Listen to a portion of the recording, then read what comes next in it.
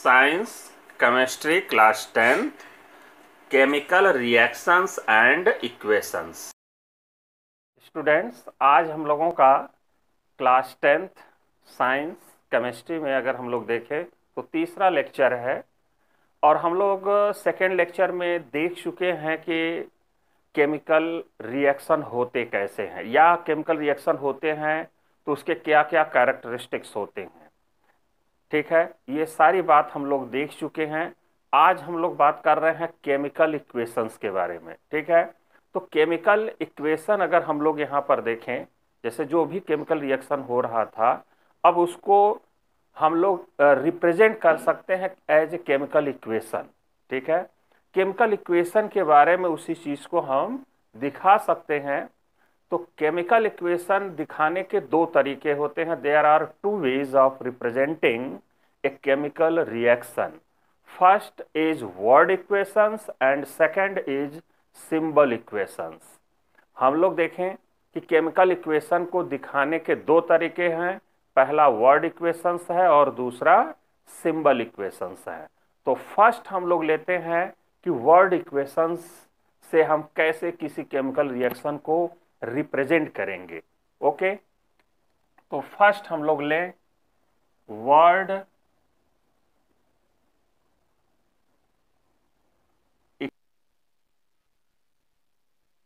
Products. यहां पर हम लोग देखें ये वर्ड इक्वेशंस। वर्ड इक्वेशंस में मतलब वर्ड इक्वेशन को हम लोग कैसे रिप्रेजेंट करते हैं। भाई हम लोग देख रहे हैं इक्वेशंस, ठीक है, केमिकल इक्वेशन। ठीक, तो केमिकल इक्वेशन को रिप्रेजेंट करने के दो तरीके। First word equations, clear.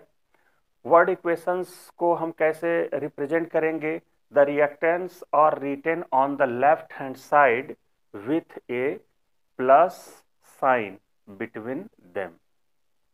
इसके कहने का मतलब ये है कि जो रिएक्टेंट्स होंगे, ठीक है, जैसे जो आप एक बीकर लिए, ठीक है, और दो उसमें आपने रिएक्टेंट मिला दिया और रिएक्टेंट मिलाएंगे तो कुछ समय बाद आपको प्रोडक्ट मिलेगा।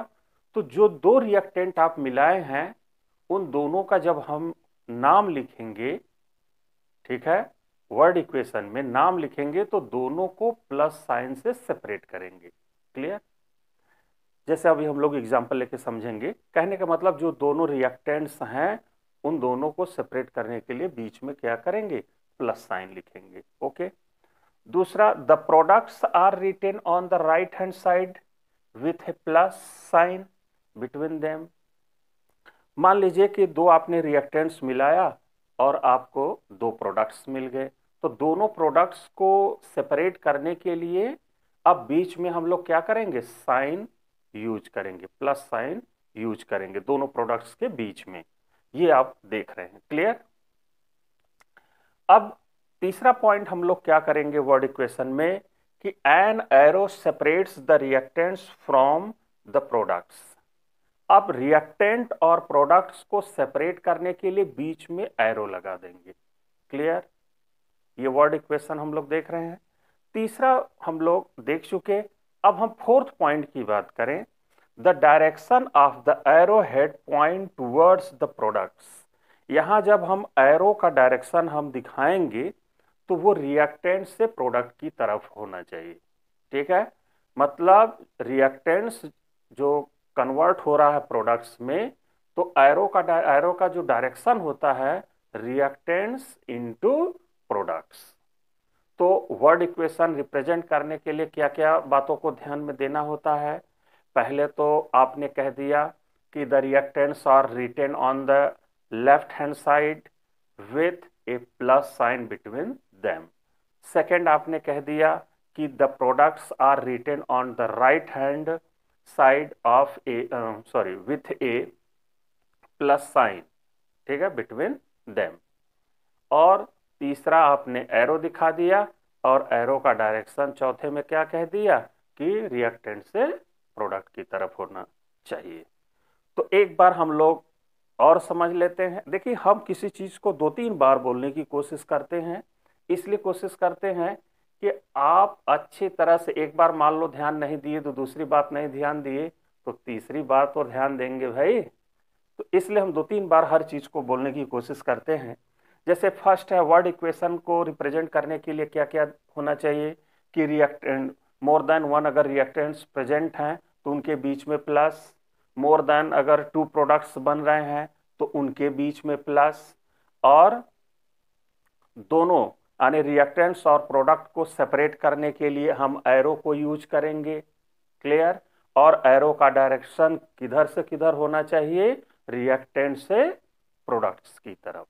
अब हम लोग एक एग्जाम्पल लेकर के या 2 एग्जाम्पल लेकर के समझते हैं कि हम एक्चुअल में इसको कैसे रिप्रेजेंट करेंगे। क्लियर? तो देखा जाए एग्जाम्पल।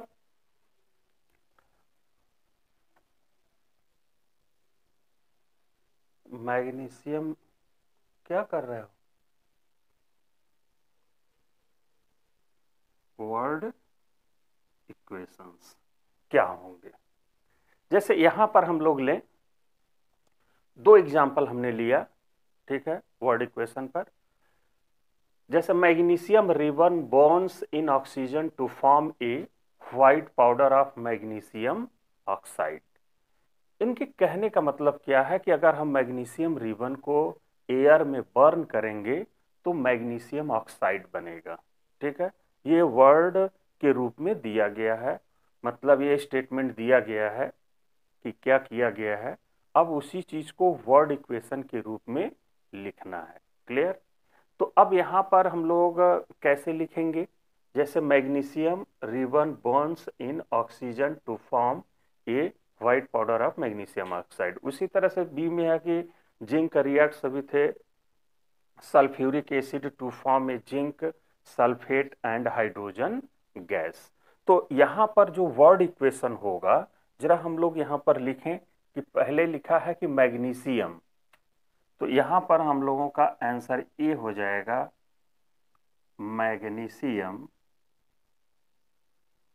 मैग्नीशियम प्लस, अब यहां पर देखिए आगे लिखा है कि बॉन्ड्स इन ऑक्सीजन, तो मैग्नीशियम, अब यहां पर एक रिएक्टेंट नहीं बल्कि तो दो रिएक्टेंट हो गए भाई, एक मैग्नीशियम और दूसरा ऑक्सीजन मीन्स एयर। तो अब यहां पर ऑक्सीजन, यहां पर हम लोग लिखेंगे ऑक्सीजन। अब to form a white powder of magnesium oxide, product एक बन रहा है, और रिएक्टेंट और प्रोडक्ट को सेपरेट करने के लिए हम लोग क्या यूज करते हैं, एन, मतलब एक एरो, एरो हम लोग यूज कर दिए और बन रहा है मैग्नीशियम ऑक्साइड, मैग्नीशियम ऑक्साइड। तो यहां पर अगर हम लोग देखें कि ये आप लोगों का फर्स्ट का ये वर्ड इक्वेशन ये होगा। क्लियर? अब दूसरे वाले का वर्ड इक्वेशन क्या होगा, ये स्टेटमेंट दिया गया, अब इसका वर्ड इक्वेशन लिखना है बी का। तो जरा हम लोग लिखें कि बी वाले का क्या होगा वर्ड इक्वेशन। तो यहां पर है zinc reacts with sulphuric acid. Clear? तो यहां पर हम लोग ले लें कि जिंक पहले रिएक्ट कर रहा है और दूसरा किससे, सल्फ्यूरिक एसिड से। तो यहां हम लोग लिख लें सल्फ्यूरिक एसिड, और यहां पर अब बन क्या रहा है, to form zinc sulphate and hydrogen gas. तो यहां पर हम लोग ले लें zinc sulphate plus hydrogen gas, hydrogen, यहां गैस लिख देते हैं। ठीक है, तो यहां पर अगर हम लोग देखें तो ये 2 स्टेटमेंट थे, इन दोनों से हमने क्या लिख दिया, वर्ड इक्वेशंस। क्लियर? तो कैसे लिखा गया वर्ड इक्वेशन, ये बात समझ में आया। तो हम लोग किसी भी केमिकल रिएक्शन में होने वाले चीजों को हम इक्वेशन से रिप्रेजेंट कर सकते हैं, और इक्वेशन 2 तरह का होगा, एक वर्ड इक्वेशन, दूसरा सिंबल इक्वेशन। हम लोग पहला देख रहे हैं वर्ड इक्वेशंस। तो वर्ड इक्वेशंस में हमने 2 स्टेटमेंट लिया, 2 केमिकल रिएक्शन लिए। ठीक है, इन 2 केमिकल रिएक्शन का हमने वर्ड इक्वेशन लिख दिया। और ये वर्ड इक्वेशन उम्मीद करते हैं कि आप लोगों को समझ में आ गया होगा कि कैसे लिखा गया। जैसे यहाँ पर लिखा गया था कि पहले पॉइंट में कि रिएक्टेंट्स को अगर रिएक्टेंट्स हैं तो उनके बीच में प्लस यूज करेंगे। फिर प्रोडक्ट अगर मोर देन अगर टू हैं प्रोडक्ट्स तो उनके बीच में प्लस यूज करेंगे, और रिएक्टेंट्स और प्रोडक्ट्स के बीच में हम एरो यूज करेंगे। ये आपने उसके रूल को देखा था इसके पहले। अब आगे हम लोग देखते हैं सिंबल इक्वेशंस।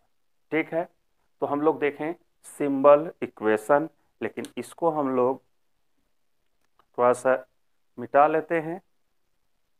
ठीक है, सेकंड हम लोग अगर देखें सिंबल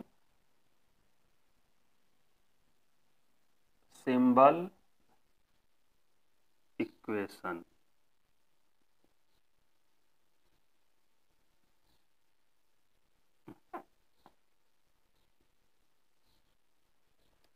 देखें हम लोग यहाँ पर हम लोग सेकंड देख रहे हैं सिंबल इक्वेशंस। तो इसके पहले हम लोग वर्ड इक्वेशन देख चुके हैं।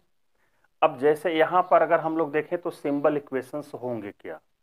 सिंबल इक्वेशंस का मतलब होता है कि जो केमिकल रिएक्शन हो रहा है उसको पहले हम लोग क्या करें कि वर्ड इक्वेशन में लिख लें, और उसी वर्ड इक्वेशन को अगर हम सिंबल के रूप में लिख लें, शार्ट रूप में लिख लें, सिंबॉलिक फॉर्म में लिख लें। ठीक है, उसी वर्ड इक्वेशन को सिंबॉलिक फॉर्म में अगर लिख दें तो वो हम लोगों का क्या हो जाएगा, सिंबल इक्वेशंस हो जाएंगे। क्लियर, ये आप लोग देख रहे हैं।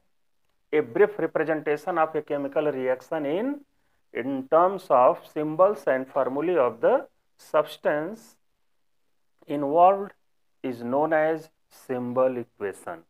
Symbol equation are always written from the word equation. हमेशा जब भी हम लोगों को सिंबल इक्वेशन लिखना होगा तो वर्ड इक्वेशन से ही लिखेंगे। जैसे मान लीजिए कि कोई केमिकल रिएक्शन दिया है तो स्टेटमेंट दिया होगा कि क्या हम करा रहे हैं, तो उससे पहले आप क्या लिख देंगे, वर्ड इक्वेशन। वर्ड इक्वेशन लिखने के बाद हम उसको उसके सिंबल के फॉर्म में लिख देंगे तो वो हो जाएगा सिंबल इक्वेशन। जैसे हम लोग इसके पहले वाले में सिंबल इक्वेशन में अगर हम लोग देखें तो वर्ड इक्वेशन में हम लोग ये स्टेटमेंट लिए थे, वर्ड इक्वेशन में लिए थे हम लोग कि burning of magnesium in oxygen to form magnesium oxide. तो इसका वर्ड इक्वेशन क्या होगा ये हम लोग पहले देख चुके हैं।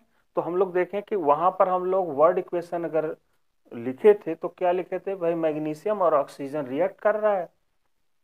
तो इसका जो वर्ड इक्वेशन होगा वो होगा कि मैग्नीशियम, मैग ऐसे लिखे हम लोग, मैग्नीशियम प्लस ऑक्सीजन है तो ऑक्सीजन हम लोग लिखें to form magnesium oxide, magnesium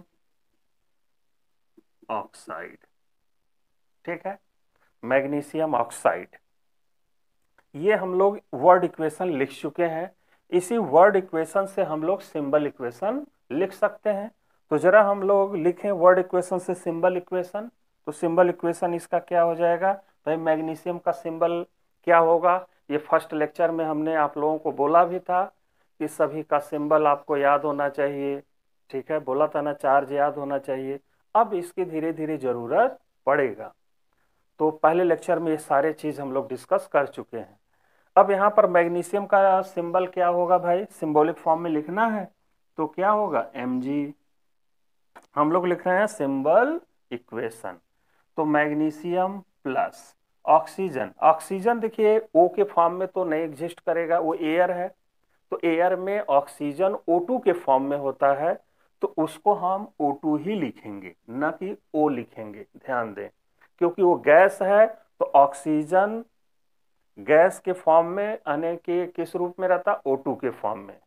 ठीक है, तो O2 हो गया। अब यहां पर एरो है, एरो लगा देंगे मैग्नीशियम ऑक्साइड।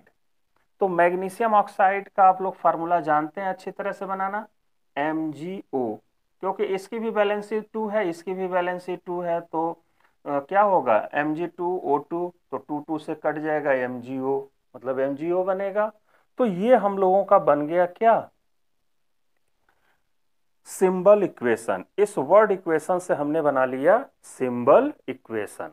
उसी तरह से अगर हम लोग इसमें सेकंड एग्जांपल लें, जैसे यहां पर अगर हम लोग देखें, सेकंड एग्जांपल में क्या था कि जिंक रिएक्ट कर रहा था सल्फ्यूरिक एसिड से और जिंक सल्फेट और हाइड्रोजन गैस बन रहा था। क्लियर। तो वहीं अगर हम लोग यहां पर देखें तो थोड़ा सा हम लोग इरेज यहां पर कर लेते हैं, बस थोड़ा सा। ये आपका ए पॉइंट हो चुका। अब दूसरा एग्जांपल हम लोग ले लें बी, कि यहां पर हम लोग जिंक सल्फ्यूरिक एसिड से रिएक्ट करा रहे हैं।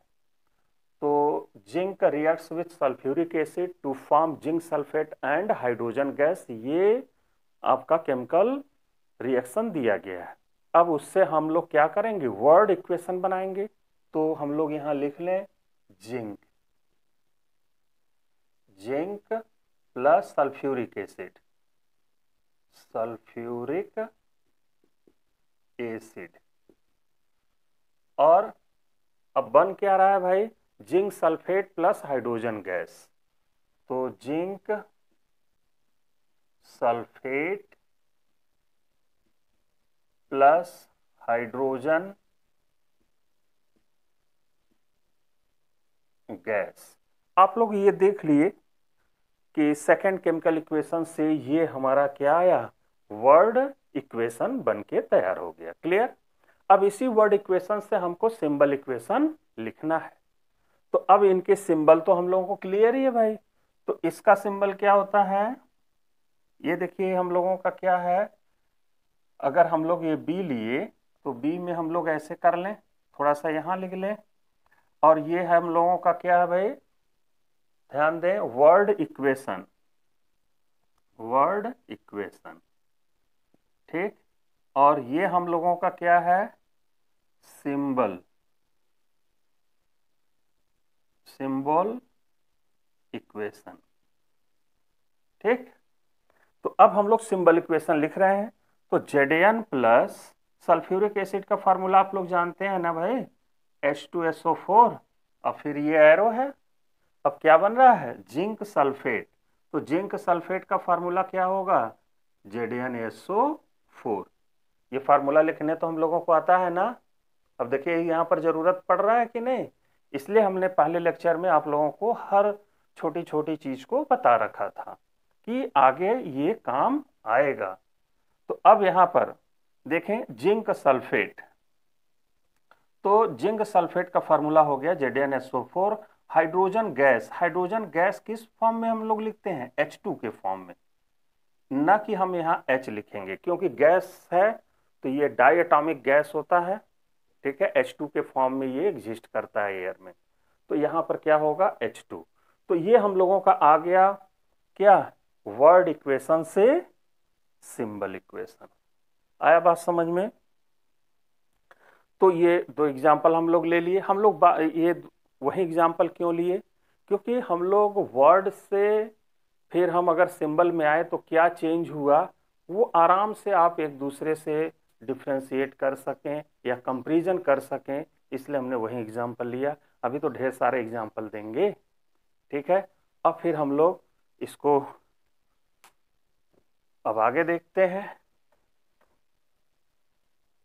तो स्टूडेंट्स हम लोग दो चीज देख चुके, क्या क्या, एक तो हम लोग केमिकल रिएक्शन और दूसरा केमिकल इक्वेशन। केमिकल रिएक्शन और केमिकल इक्वेशन के बारे में हम लोग अच्छी तरह से देख लिए।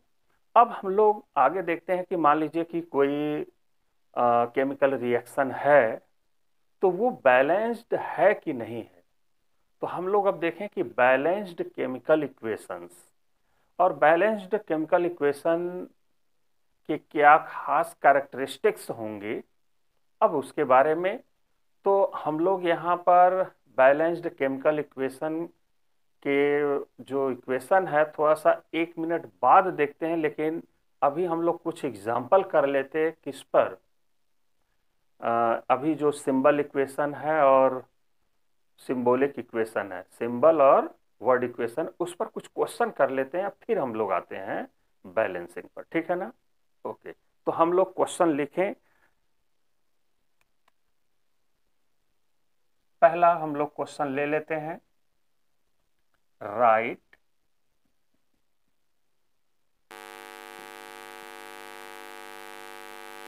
तो यहां पर हम लोग देखें, यहां पर एक क्वेश्चन हम लोग करने की कोशिश करें। क्वेश्चन ये है कि right the chemical equations in words and symbol forms, है ना। एक हम लोग क्वेश्चन करने की कोशिश करते हैं, ठीक है। क्वेश्चन यही है, ठीक है। क्वेश्चन ये है कि right the chemical equation in words and symbol form. तो वर्ड और सिंबल दोनों के फॉर्म में लिखना है, ठीक। स्टेटमेंट्स ये दिए गए हैं, केमिकल जो रिएक्शन हो रहे हैं वो कुछ इस तरह से लिखा गया है। तो पहले हम लोग क्या करेंगे, वर्ड इक्वेशन लिखेंगे और फिर हम सिंबल इक्वेशंस लिखेंगे, क्लियर। तो सबसे पहले हम लोग इसका लिखते हैं वर्ड इक्वेशन। तो यहाँ पर पहला है कि methane, combustion of methane in oxygen to form carbon dioxide and water, clear. तो मीथेन, अब यहाँ पर हम लोगों का ए है, तो यहाँ पर हम लोग अगर ले लें ए, तो मीथेन है आप लोगों का, तो हम लोग लिख लें मीथेन प्लस ऑक्सीजन। अब ये तो दोनों रिएक्टेंट हो गए, बन क्या रहा है, to form carbon dioxide and water. तो यहां लिख लेते हैं carbon dioxide plus water, clear. तो कार्बन डाइऑक्साइड प्लस वाटर, यहां पर हम लोगों का ये है, हम लोग लिख रहे हैं वर्ड इक्वेशन। अब ये पहले वाले का तो हो गया word equation, methane plus oxygen और gives carbon dioxide plus water. अब दूसरा है आयरन रिएक्ट्स विथ आयरन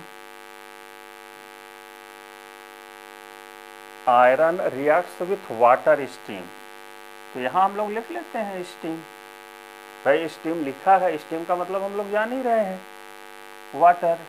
तो क्या बन रहा है भाई, स्टीम टू फॉर्म क्या, second third oxide, second third oxide किसका, आयरन का। तो आयरन तो यहां लिख लेते हैं हम लोग IRON। तो आयरन का सेकेंड थर्ड ऑक्साइड और क्या बन रहा है, एंड हाइड्रोजन।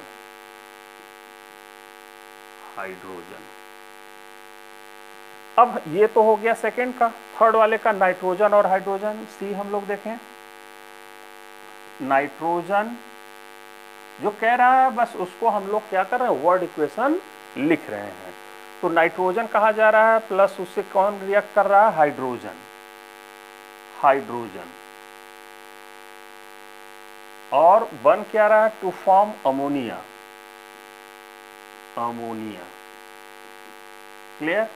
ये सी हो गया। डी देखें हम लोग, हाइड्रोजन गैस, डी में अगर देखें हाइड्रोजन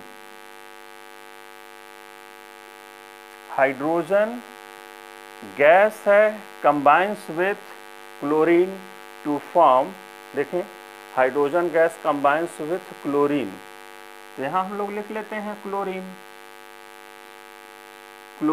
क्या बना रहा है भाई, यहां पर हाइड्रोजन क्लोराइड बन रहा है, हाइड्रोजन क्लोराइड। तो यहां पर अगर हम लोग ध्यान दें तो ये वर्ड इक्वेशन, इन चारों का वर्ड इक्वेशन ये होगा, हम लोग देख रहे हैं कि उन चारों का वर्ड इक्वेशन हम लोग लिख लिए, जो जो कहा जा रहा था वो हमने वर्ड के रूप में लिख लिया। अब इन वर्ड इक्वेशन से हम लोग कन्वर्ट कर दें किसमें, सिंबल इक्वेशन में। तो क्वेश्चन यही है, वर्ड इक्वेशन और सिंबल इक्वेशन दोनों लिखना है। तो हमने वर्ड इक्वेशन लिख दिया, अब आगे हम लोग सिंबल इक्वेशन लिखें। तो ए, अब सिंबल इक्वेशन में पहला है कि मीथेन प्लस ऑक्सीजन। तो मीथेन का क्या होगा भाई symbol, CH4 plus O2 gives क्या, carbon dioxide and water, CO2 plus H2O बन गया। ये हम लोगों का क्या हो गया, सिंबल इक्वेशन। बी अगर हम लोग देखें तो बी में है आयरन प्लस स्टीम।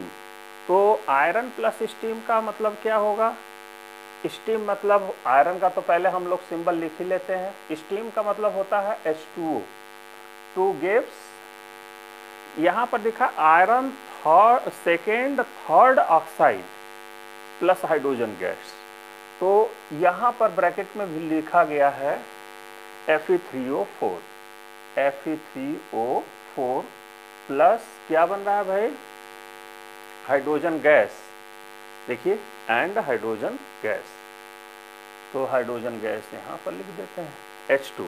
अब जरा समझ लेते हैं कि इसका कहने का क्या मीनिंग है। देखिए Fe3O प्लस, इसका मतलब ये होता है FeO प्लस Fe2O3। तो इसमें अगर इनका ऑक्सीडेशन स्टेट निकालेंगे तो आयरन का +2 आएगा और इसमें निकालेंगे तो +3 आएगा। इसका -2 है, इसका -2 है। तो यहाँ पर ये जब दोनों आपस में मिलते हैं तो Fe3O4 बनता है। तो कौन कौन सा ऑक्सीडेशन स्टेट मिला था, +2 और +3, इसीलिए यहाँ पर +2 मतलब 2 और 3 लिखा गया था। अब बात समझ में आ गया होगा ये 2 3 का लिखने का क्या मतलब है। अब यहाँ पर हम लोग C और D का देख लें। तो C और D के लिए हम लोग यहाँ पर देख लेते हैं।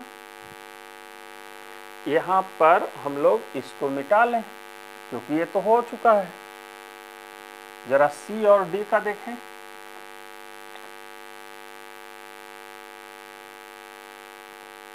C में क्या है, नाइट्रोजन प्लस हाइड्रोजन, C ये है। तो नाइट्रोजन का फार्मूला क्या होता है, N2। नाइट्रोजन गैस का फार्मूला तो यही ना होगा भाई, मॉलिक्यूल। N2 प्लस हाइड्रोजन है H2 गिव्स, नाइट्रोजन और हाइड्रोजन गैस मिलेंगे तो अमोनिया बनेगा। अमोनिया का फार्मूला क्या होता है, NH3। हो गया, ये कितना आसान है कि नहीं। तो ये सिंबल इक्वेशन बहुत आसान है अगर वर्ड इक्वेशन आपने लिख लिया तो। अब जरा डी वाले को भी देख लेते हैं। और डी वाले में क्या है, hydrogen plus chlorine gives hydrogen chloride. तो हाइड्रोजन को हम कैसे लिखेंगे, H2 प्लस Cl2, क्लोरीन को ऐसे लिखेंगे, क्लोरीन गैस को गिव्स HCl। ओके, तो यहाँ पर हम लोग ये देख लिए एक क्वेश्चन के जरिए कि वर्ड इक्वेशन और सिंबल इक्वेशन हम लोग कैसे किसी केमिकल रिएक्शन का लिखेंगे। उम्मीद कर रहे हैं कि सब लोगों को बहुत अच्छे से समझ में आ गया होगा इसमें। देखिए अगर ना आए तो उसको फिर से दोबारा अगर हम लोग देखेंगे वीडियो को तो ज़रूर क्लियर होगा, ठीक है।